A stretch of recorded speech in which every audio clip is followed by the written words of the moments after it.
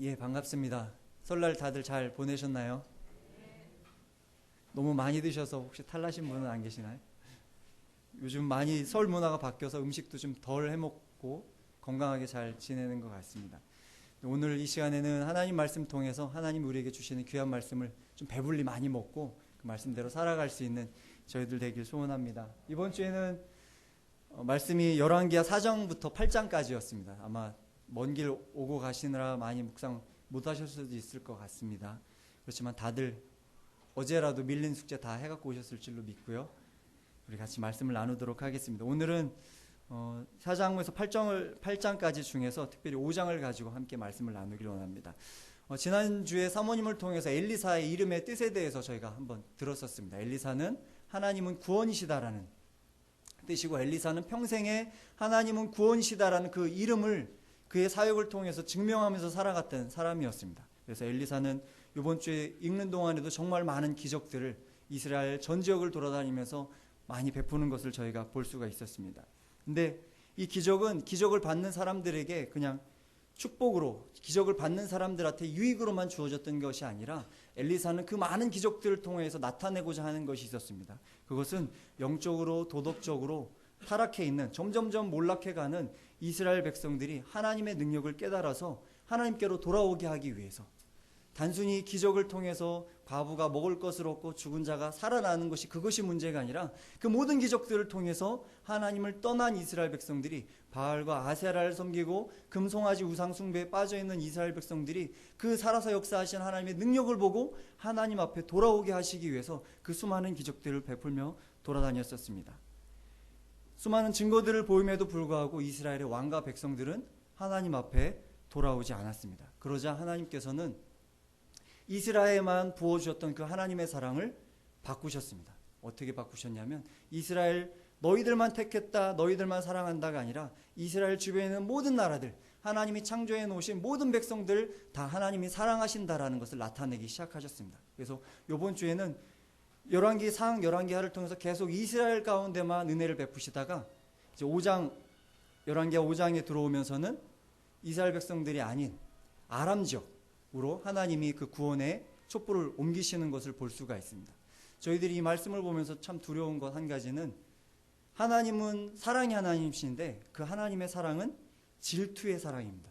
그러니까 하나님이 우리에게 사랑을 주셨을 때는 그 사랑에 합당하게 하나님께 반응하면서 살아야 하지, 하나님의 사랑을 받음에도 불구하고 그 사랑을 까먹고 그 사랑을 자기 등 뒤로 던져버리고 자기 뜻대로 살아간다면 하나님께서는 그 사랑을 옮기십니다. 옮기시는데 누구에게 옮기시냐면, 내가 가장 미워하는 사람에게, 내가 저 사람 정말 복 안 받았으면 좋겠는 사람, 내가 저 사람 절대는 보지 않았으면 좋겠는 사람, 그 사람에게로 그 사랑의 촛대를 옮기십니다. 그러니까 이스라엘 백성들이 그 많은 기적 가운데도, 그 넘치는 사랑 가운데도 하나님 앞으로 돌아오지 않자 하나님은 그 사랑의 촛대를 아람으로 옮기십니다. 근데 아람은 어떤 나라입니까? 이스라엘의 주적입니다. 우리나라의 주적을 지금 국방백서에는 북한으로 정리를 해놓았는데, 그러니까 똑같죠. 우리하고 똑같이 아람은 이스라엘의 북쪽에 있던 나라입니다. 근데 그 이스라엘의 주적이 되는 그 아람에게 하나님의 사랑의 촛대가 옮겨져 갔습니다. 그래서 그 아람에 사는 사람들 중에도 또 그 중에서도 또 최고로 나쁜 사람, 군대 장관, 이스라엘을 침략할 때 가장 선봉에 서서 이스라엘을 치는 군대 장관에게 하나님이 은혜를 베푸시는 이야기가 5장에 나와 있습니다. 그래서 하나님은 나하만이 어떻게 하나님의 은혜를 받게 되는지 이스라엘 백성들 너희들 좀 보고 깨달아라. 멸망을 받아야 될 이방 나라 사람인데도 불구하고 이 사람들도 하나님의 기적을 보고 하나님의 은혜를 체험하면서 살아가지 않냐? 너희들 이거 보고 하나님 앞으로 좀 돌아와라라고 하나님이 5장에서 그렇게 말씀하십니다. 그것은 오늘 우리에게도 동일하게 하나님 말씀하시는 겁니다. 이제 그만 교회만 왔다 갔다 하지 말고 이렇게 은혜 받는 나하만 장군을 통해서 너도 좀 하나님 만나고 너도 내 앞으로 돌아와라라고 하나님 말씀하십니다. 오늘 한번 나하만이 어떻게 하나님을 만나고 그의 인생이 어떻게 바꾸어졌는지 같이 말씀을 통해서 은혜 나누기 원합니다. 우리 5장 1절 말씀 다시 한번 같이 읽어보겠습니다. 읽겠습니다. 시작. 아람 왕의 군대 장관 나하만은 그의 주인 앞에서 크고 존귀한 자니 이는 여호와께서 전에 그에게 아람을 구원하게 하셨음이라. 그는 큰 용사이나 나병 환자더라. 1절에는 나하만에 대한 소개가 나옵니다. 그는 어떤 사람입니까? 아람 왕의 군대 장관이고 주인 앞에서 아주 크고 존귀한 자. 그러니까 아마도 서열 1순위 정도 되는 것 같습니다. 왕 바로 밑에 모든 백성들한테 칭송을 받고 왕의 가장 큰 사랑을 받는 사람이었습니다. 그리고 하나님이 이 아람 군대 장관 나아만에게 또 큰 은혜를 베푸신 적이 있었습니다. 그리고 그는 큰 용사인데 맨 마지막 소개하는 말이 무엇입니까? 나아만은 모든 거 다 가졌습니다.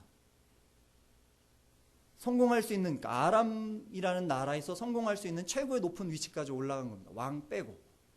근데 그에게 가장 치명적인 아픔이 하나 있었는데 그것은 나병 환자입니다. 나병은 어떤 병입니까? 저도 눈으로 직접 한 번도 본 적이 없어서 열심히 네이버 친구에게 이렇게 물어봐서 검색을 해봤습니다. 그랬더니 피부병의 일종인데 이제 피부가 병이 들어서 무감각해진답니다. 그러니까 감각이 없어져서 이 피부에 질환이 걸려도 피부에 상처가 나도 그것이 아물지도 않고 피부 면역 기능이 완전히 파괴돼서 작은 상처에도 결국엔 손가락 마디가 썩어 들어가서 손가락 마디가 이제 떨어져서 그냥 이렇게 썩어서 떨어져 나가고, 그 다음에 코 같은 경우에는 이 안에 코 안에 점막에 염증이 생기는데 그 염증이 아물지 않아서 결국에 나중에 코가 삭아서 없어지고, 모든 피부들이 그렇게 점점 괴사해서 아주 비참하게 죽는 병이 나병입니다. 근데 나아만은 그런 병을 가지고 있습니다. 그런데 이 나아만 장군에게 이 나병이 걸리는 것이 나아만 장군에게는 굉장히 큰 복이 되었었습니다. 나아만은 겉으로는 최고의 성공한 사람이었지만 속으로는 어떤 상태에 있습니까? 점점 죽어져가는 상태에 있었습니다. 그런데 나아만은 자기가 죽어져 간다라는 사실을 깨달았을 때 그의 인생이 바꾸어지기 시작합니다. 하나님 앞에 은혜를 입는 사람들은 첫째로 자신이 죽을 인생을 아는 사람들, 그 사람들에게 구원의 문이 열려집니다. 나아만은 자신이 나병 환자라는 것을 깨달았을 때 아람 나라에서 성공했던 그 모든 것들이 다 아무런 의미가 없게 되었습니다. 왜? 시간이 지나면 자기는 죽어서 없어질 거기 때문에. 자기가 아무리 많은 권력과 돈과 지위를 가지고 있다 할지라도 나는 결국에 이 병으로 말미암아 죽을 거기 때문에, 머지않아서 죽을 거기 때문에 이것이 아무것도 소용이 없다라는 것을 깨닫게 되었습니다. 열왕기에 보면은 엘리야와 엘리사를 통해서 또 이후에 많은 선지자들을 통해서 엄청난 기적들이 베풀어집니다. 그런데 그 기적의 대부분의 사건들은 생명과 관계되어져 있습니다. 죽음과 관계가 되어져 있습니다. 하나님이 열왕기서에서 기적을 베푸시는데 그것이 꼭 죽음과 관계되어 있는 이유는 무엇입니까? 사람들이 죽음에 직면했을 때야 자기가 가장 신뢰하고 있는 것이 무엇인지 깨닫게 됩니다. 죽음을 맞닥뜨려야 자기가 가장 사랑하고 가장 존귀 여기는 것이 무엇인지 깨닫게 되는 것입니다. 나아만 장군은 자기의 죽음을 눈앞에 두었을 때 그제서야 내가 진정히 중요한 것을 놓치고 성공만을 위해서 살고 있었구나라는 것을 깨닫게 되었습니다.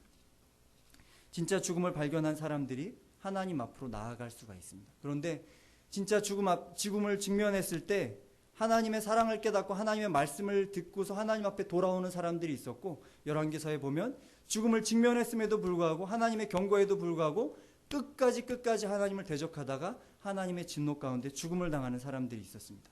하지만 나아만은 자신의 상태를 알게 되었고 그 마음이 아주 겸손한 상태가 되었습니다. 그래서 거들떠 보지도 않았던 이스라엘에서 잡혀온 여종의 말에 귀를 기울이기 시작합니다. 아마도 예전에는 여종이 자기 부인이 데리고 일시키는 여종이 뭐라고 얘기하면 네가 뭔데 말을 해? 너 저쪽 한쪽에 가 있어. 이렇게 얘기했을 텐데 자기 주인이 나병이 들었다는 것을 알고서 이 여종이 그 섬기는 부인에게 우리 주인님이 사마리아에 있는 선지자 앞에 가셨으면 참 좋을 텐데 그분 앞에 가면 이 병이 나을 텐데 그 말 한마디 했는데 그 말을 부인은 새겨들었고 그 들은 이야기를 나아만 장군에게 전해주었습니다. 그러자 나아만 장군은 그 말씀이 그 마음 가운데 죽음을 앞두고 있었기 때문에 그 마음 가운데 믿어졌고 그 이야기를 왕 앞으로 가지고 갑니다. 왕에게 이야기했더니 왕이 그러면 빨리 가서 네 병을 치료하고 와라. 편지까지 써서 보내주게 됩니다.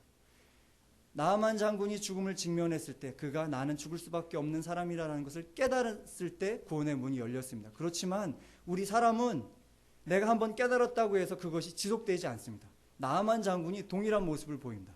처음에 나는 죽을 사람이구나. 이스라엘에서 온 그 작은 여종의 말에 귀 기울이고 내가 이스라엘로 가서 병을 고쳐야 되겠다 생각을 했지만 실제로 이스라엘 향해서 떠나갈 때 그의 모습은 나병 환자가 아닌 군대 장관의 모습으로 떠나는 것을 저희가 볼 수가 있습니다. 한번 같이 찾아보겠습니다. 5절 말씀입니다. 5절 말씀 같이 읽어보겠습니다. 아람 왕이 나아만 장군이 이스라엘로 떠날 때 어떤 모습으로 가는지 한번 보겠습니다. 같이 읽겠습니다. 시작. 아람 왕이 이르되 갈지어다 이제 내가 이스라엘 왕에게 그늘 보내리라 하더라. 나아만이 곧 떠날새 은 10달란트와 금 6,000개와 의복 10벌을 가지고 가서, 자, 나아만 장군이 갑니다. 가는데 귀한 예물들을 챙겨가지고 갑니다. 보니까 은 10달란트입니다. 이것을 킬로그램으로 환산했더니 342kg, 금 6,000개는 금 68kg, 옷 10벌, 아마도 최상급 옷이었겠죠. 근데 이것을 실어 가려면 뭐가 필요합니까? 수레가 필요하고, 그리고 자기 주변에 자기를 호위할 수 있는 군사들도 데리고 간 것 같습니다. 말씀해 보니까 병거와 말들이 많았다라고 기록이 되어 있습니다. 그러니까 사실은 나병 환자로 병을 고치러 가는데 자기가 데리고 다녔던 호위 군사를 이끌고 가는 거하고 똑같습니다. 그러니까 좀 전까지는 나병 환자로 아주 겸손한 모습이었는데 실제로 사람들 앞에 나설 때는 다시 군대 장관의 모습으로 돌아가서 이스라엘로 찾아가는 모습을 볼 수가 있습니다. 그리고 엘리사 앞에 갔을 때는 이는 또 어떤 모습으로 변했습니까? 9절로 가보겠습니다. 9절 말씀 같이 읽겠습니다. 시작. 나아만이 이에 말들과 병거들을 거느리고 이르러 엘리사의 집 문에 서니, 나아만이 말들과 병거를 거느리고 이르러 엘리사 집 문에 서니, 이게 무슨 말씀이냐면 나아만이 여전히 말 타고 마차에 병거에 올라탄 채로 엘리사 집 앞에 서 있는 겁니다. 여기까지 왔으니까, 내가 이렇게 위험을 갖추고 왔으니까 지금 당장 엘리사 당신 나와서 나를 치료하라. 나는 아람의 군대 장관이다. 사실은 병을 고치러 온 사람이면 어떻게 해야 됩니까? 우리들이 중병에 걸렸을 때 병원 의사 앞에 가가지고 이제 내가 왔으니 당신 나를 고치십시오 하고 문 밖에 서서 이렇게 기다리나요? 아니죠. 문 열고 들어가서 아주 겸손하게 제가 이렇게 아픈데 어떻게 해야 됩니까? 자세히 묻는 것처럼 그런 태도로 나아만이 나왔어야 되는데, 어느샌가 자기가 나병이 걸렸다는 건 던져버리고, 자기가 죽을 죄인이라는 것은 던져버리고, 죄의 속성에 따라서 예전에 하던 대로 군대 장관의 모습으로 하나님의 선지자 앞에 나선 나아만 장군의 모습을 볼 수가 있습니다. 엘리사는 그런 나아만의 심리 상태를, 영적 상태를 한눈에 알아본 사람이었습니다. 하나님과 소통하는 사람이었기 때문에 어떻게 그의 상태를 모르겠습니까? 만약에 이 상황에서 엘리사가 나와서 나아만 장군이 원했던 것처럼 아픈 부위 위에 안수하고 기도해 줬다면 나아만이, 그렇지, 내가 이렇게 잘났으니까 이스라엘 하나님도 나를 돕는구나, 내가 이렇게 잘났지라고 생각할 겁니다. 그런데 엘리사는 그에게 문 밖으로 나오지도 않고 종을 시켜서 이야기를 합니다. 뭐라고 얘기했습니까? 10절입니다. 같이 읽어보겠습니다. 시작. 엘리사가 사자를 그에게 보내 이르되 너는 가서 요단강에 몸을 7번 씻으라. 내 살이 회복되어 깨끗하리라. 이 이야기를 듣자 나아만 어떻게 반응했습니까? 11절 12절 말씀 이어서 읽어보겠습니다. 나아만이 노하여 물러가며 이르되 내 생각에는 그가 내게로 와서 서서 그의 하나님 여호와의 이름을 부르고 그의 손을 그 비위 위에 흔들어 나병을 고칠까 하였도다. 다메섹 강 아바나와 바르밧은 이스라엘 모든 강보다 낫지 아니하냐. 내가 거기서 몸을 씻으면 깨끗하게 되지 아니하랴 하고 몸을 돌려 분노하며 떠나니. 겸손한 마음으로 왔으면 엘리사가 이렇게 얘기했을 때 총알같이 달려가서 씻었을 겁니다. 그런데 군대 장관으로 왔기 때문에 엘리사가 한 말이 듣기 싫은 겁니다. 왜? 나는 군대 장관으로 왔는데 하찮은 이스라엘의 선지자가 나에게 나와보지도 않고 가서 씻으라고 이야기한 게 또 어디입니까? 요단강. 요단강은 지금 사마리아 그 산지로부터 32km 정도 떨어져 있습니다. 그러니까 애써서 아람에서 전차를 몰아가지고 사마리아까지 와서 사마리아 궁에서 또 엘리사의 집까지 찾아왔는데 엘리사는 나와보지도 않고 32km를 더 가서 요단강 물에다 몸을 담그라고 합니다. 그리고 요단강 물은 어떻습니까? 지금 나아만 장군이 이야기한 것처럼 우리가 머릿속에 그리고 있는 이렇게 아주 맑고 깨끗한 유럽에 이렇게 흘러가는 그런 물들 생각하시겠죠? 그렇지 않습니다. 요단강 물은 흙탕물입니다. 흙탕물이 흘러가는데 그 물 가운데 7번이나 들어가라고 얘기하니까 나아만 장군이 보면 노하여, 분노하여 몸을 돌렸다라고 얘기했습니다. 나아만 장군은 자신의 생각대로 병 낫기를 원했습니다. 가면은 그 아람 지역에서 하는 것처럼, 주술사들이 하는 것처럼 자기 환부 위에 손을 이렇게 흔들고 신의 이름을 부르면서 자기를 낫게 해주기를 원했습니다. 그렇지만 하나님의 방법은 그것과 달랐습니다. 나아만 장군은 그의 교만함 때문에, 자기가 군대 장관이라고 여기는 그것 때문에 하나님께서 치료하실 수 있는 그 기회를 날려버리고 말았습니다. 하나님의 기적의 순간을 포기해버리고 말았습니다. 자신이 죽을 인생임을 날마다 기억하는 사람들에게 구원의 문이 열립니다. 깨달은 것으로 끝나는 것이 아니라 나는 죽을 사람이다라는 것을 날마다 기억하는 사람들이 하나님의 기적을 체험할 수 있는 사람들이 됩니다. 자신이 죽을 존재임을 기억하는 사람이 겸손할 수 있고, 그 겸손한 사람들이 하나님이 말씀하신 것들에 대하여 전적으로 순종할 수 있는 사람들이 됩니다. 고린도전서 1장 13절 말씀에 십자가의 도가 멸망하는 자들에게 미련한 것이요 구원을 받는 우리에게는 하나님의 능력이라 말씀하셨습니다. 교만한 사람들은 십자가의 도가 어리석은 것으로밖에 보일 수가 없어요. 그러나 죽음을 앞두고 있는, 나는 죽을 수밖에 없는 죄인이라는 것을 깨달은 사람들에게는 그것이 유일한 구원의 길이구나, 저것을 통해서 내가 살 수 있겠구나라는 하나님의 생명의 능력, 하나님의 구원의 길이 되는 것을 믿습니다. 저희들이 그렇게 하나님 앞에 겸손한 사람들이 되길 소원합니다. 죽을 인생이 된 것을 잊어버린 사람들은 하나님의 은혜를 체험할 수가 없습니다. 우리는 날마다 얼마나 많은 기회를 나아만 장군처럼 등 뒤로 버리는지 모르겠습니다. 교회에 나와서 예배드릴 때조차도, 하나님의 말씀을 듣고 하나님께 찬양하고 기도할 때조차도 내가 원하는 것, 나아만이 듣고 싶었던 말을 듣지 못해서 분냈던 것처럼 이곳에 와서 예배함에도 불구하고도 이번 주에는 내가 이런 말씀으로 위로를 받았으면 좋겠어, 강단에서 에클레시아 나눔에서 사람들이 나에게 이런 말로 권면해 줬으면 좋겠어, 당신은 잘 될 겁니다, 당신은 편안할 겁니다, 당신의 인생은 하나님이 붙들어서 잘 사용하실 겁니다. 단순히 이렇게 좋은 말들만을 듣길 원하지만 하나님이 우리에게 관심 가지고 계신 것은 무엇입니까? 네 영혼이 내 앞에 나오는 걸 원해. 나아만 장군처럼 성공의 길로 가는 것이 아니라 죽을 인생인 것을 깨달아서 주님의 십자가 앞으로 나오는 것, 그것을 내가 원해라고 하나님 말씀하십니다. 하나님은 나만 바라봐라, 네가 나만 바라보고 나만 믿고 나를 순종하면 내가 네 인생 책임질게라고 얘기하는데, 우리들은 하나님 내 눈에 보이지도 않고 내 손에 만져지지도 않고 나에게 느껴지지도 않는데 내가 하나님만 믿을 수 없습니다. 나는 내가 만질 수 있고 내가 볼 수 있고 내가 느낄 수 있는 것 같이 섬기길 원합니다. 그래서 만들어진 게 뭡니까? 북이스라엘의 금송아지 바알과 아세라상, 하나님으로 만족하지 못해서, 하나님이 눈에 보이지 않아서 그분을 섬길 수 없다라고 생각했기 때문에 그들이 만들어 놓은 것이 금송아지와 바알과 아세라상이 되었습니다. 그리고 그것은 결국에 어떻게 되었습니까? 전부 다 자기 자신이 신이 되는 경지까지 나아가서 다시는 돌아오지 못하는 곳까지 나아가게 됩니다. 이렇게 하나님을 버리고 우상을 섬기는 사람들에게는 절대로 하나님의 긍휼과 은혜가 주어지지 않는다는 것, 저희가 열왕기 말씀을 통해서 아주 철저하게 배우고 있습니다. 저희가 열왕기가 끝날 때는 이것이 우리 몸 가운데 좀 배워져 있었으면 좋겠습니다.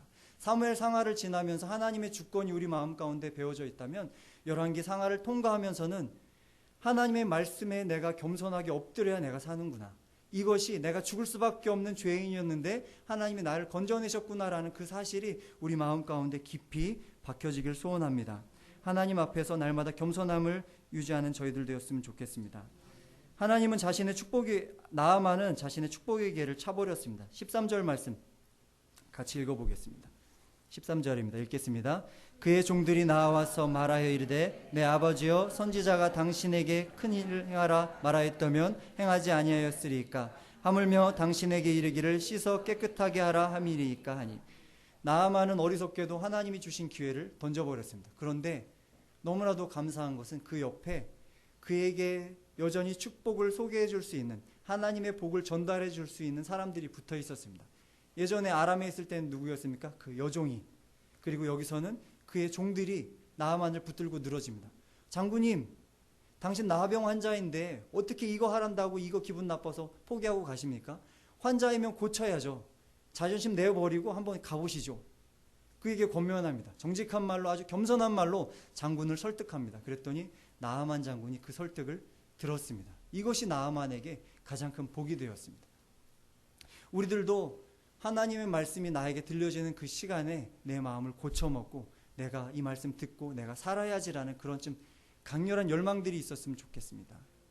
끝까지 나는 절대 안 변해, 하나님이 신실하신 것처럼 나도 신실해서 나는 절대로 변하지 않아, 하나님의 성령이 나에게 임하셔서 내가 막 불타는 것처럼 내 몸이 불타야 내가 변할까? 나는 절대로 변하지 않아. 버티고 있으면 정말 안 변합니다. 하나님은 내가 순종할 때 그 안에서 역사하신 하나님이시지 내 순종의 마음이 없는데 하나님 억지로 오셔서 나를 변화시키시지는 않습니다. 그러니까 우리들이 나아만 장군처럼 아주 작은 귀로 아주 하찮은 사람이, 내가 정말로 미워하는 사람이 나에게 당신 이렇게 살아야 합니다라고 이야기할 때 그것을 듣고 순종할 수 있는 저희들 되었으면 좋겠습니다. 나아만 장군은 아주 하찮은 종들의 이야기에 정신을 번쩍 차렸습니다. 그리고 엘리사를 통해서 주신 하나님의 말씀을 온전히 다 순종합니다. 그는 그 즉시로 요단강으로 달려갔습니다.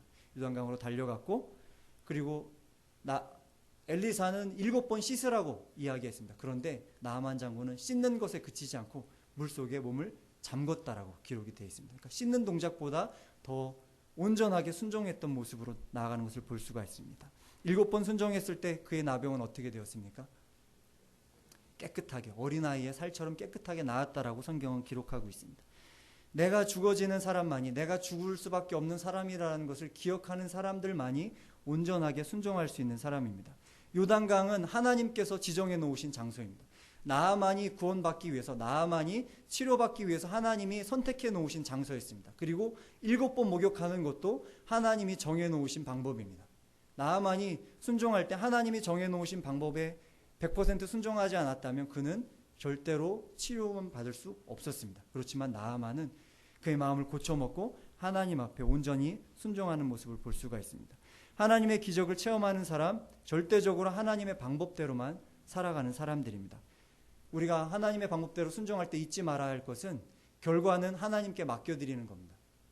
그러니까 우리 인간은 너무나도 조바심이 많아서 내가 평생 순종 안 하다가 오늘 순종을 시작했습니다. 그러면 오늘 저녁에 기적이 일어나길 바랍니다. 근데 내일 아침에 기적이 안 일어나면 실망합니다. 그래서 하나님 섬겨도 소용없네, 포기합니다. 그리고 한참 지나서 열심히 하나님한테 얻어맞다가 또 정신 차리고 와서 오늘부터 다시 하나님 믿어야지, 또 하루 순종합니다. 그 다음날 기적이 안 일어납니다. 그럼 또 예전의 자리로 돌아갑니다. 이게 이스라엘 백성들의 모습입니다.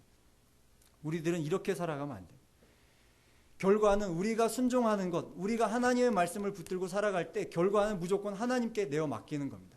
하나님이 하나님의 때가 되면 하나님께서 역사하셔서 하나님께서 이루실 일입니다. 나아만 장군이 7번 요단강 가운데 몸을 담글 때, 그가 한 번 담그고 일어났을 때 살이 하나도 안 변했네, 포기했다면 그는 절대로 그의 인생이 바꾸어지는 것을 경험할 수 없었습니다. 그는 6번째까지 들어가고 올라왔는데 그래도 여전히 살이 변하지 않습니다. 그가 마지막 하나님 말씀에 순종해서 7번째까지 물속에 들어갔다가 올라왔을 때에야 그의 살이 아이의 살처럼 변화되어졌습니다. 우리들도 하나님 말씀 믿을 때 이렇게 믿고 결과는 하나님께 내어 던지고 내가 할 수 있는 최선의 길로 순종하며 나아가면 되는 겁니다. 그렇게 순종할 때 하나님은 우리와 동행하시겠다고 약속하셨습니다. 내 삶의 모든 문제가 바꿔지는 것보다 더 중요한 것은 무엇입니까?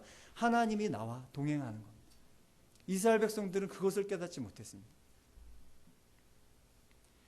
우리 인생은 하나님의 주권 가운데 달려져 있고, 하나님은 우리가 하나님 말씀에 순종하면서 생활하기만 한다면 하나님의 때가 되셨을 때 우리의 인생을 바꾸실 겁니다. 우리가 조급하게 하나님의 때가 언제입니까? 라고 묻을 것이 아니라 우리는 우리에게 주어진 길 가운데 순종하며 살아가는 저희들 되길 소원합니다.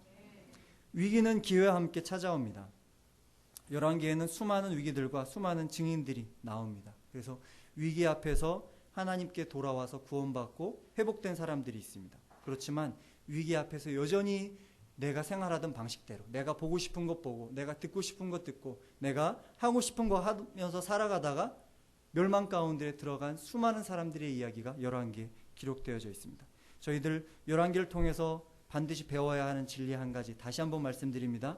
하나님께 나아가기 위해서 우리는 죽을 수밖에 없는 죄인이라는 그 사실, 그것을 날마다 깨닫고 기억하고 순종하며 살아갈 수 있는 저희들 되길 소원합니다. 엘리사의 제자가 집을 짓기 위해서 도끼질을 하다가 도끼를 물에 빠뜨렸습니다.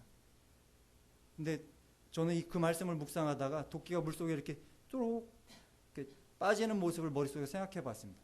도끼는 하염없이 물속으로 가라앉습니다. 그 도끼가 물 위로 떠오를 확률은 몇 %나 될까요? 우리의 존재 자체가 그렇다라는 게 저는 깨달아졌습니다. 하나님을 떠난 사람들, 그냥 물속에 던져놓은 도끼 그 도끼 날처럼 그냥 물속으로 가라앉는 게 일반적입니다. 그것이 절대로 물 위로 떠오를 수가 없습니다. 그러니까 우리는 그 물속에 가라앉아 있는 도끼 날처럼 그냥 죽을 수밖에 없는 존재, 물속에서 녹이 나고 결국에는 다 사그라져서 없어질 수밖에 없는 존재라는 것을 깨달아야만 합니다. 그럴 때 어떤 일이 일어났습니까? 엘리사 선지자가 나뭇가지를 던졌을 때 그 도끼 날이 떠올랐습니다. 하나님께서 우리를 위해서, 우리가 그 물속 가운데 깊이 처박혀가지고 부식돼서 없어질 수밖에 없는 죄인인 것을 깨달았을 때 하나님은 우리를 위해서 물 위에 예수 그리스도의 십자가를 던져주셨습니다. 우리가 그 예수 그리스도의 십자가를 보고 그것을 믿는 사람들은 물 위로 떠오를 수가 있는 겁니다. 우리들이 죄인인 것을 먼저 깨닫고 죄인인 것을 깨달아야만 하나님 말씀이 내 귀에 들려지고 하나님 말씀이 들려져야 예수 그리스도의 십자가가 보이고 그분의 은혜가 내 것으로 믿어지게 됩니다. 저희들 죽을 수밖에 없는 인생인 것을 기억하고 하나님의 은혜가 내 앞에 띄워져야 내가 살 수 있다는 것을 날마다 기억하고 하나님의 은혜 가운데 머물며 살아가는 2014년 새해가 되길 주님의 이름으로 축원합니다. 함께 기도하겠습니다.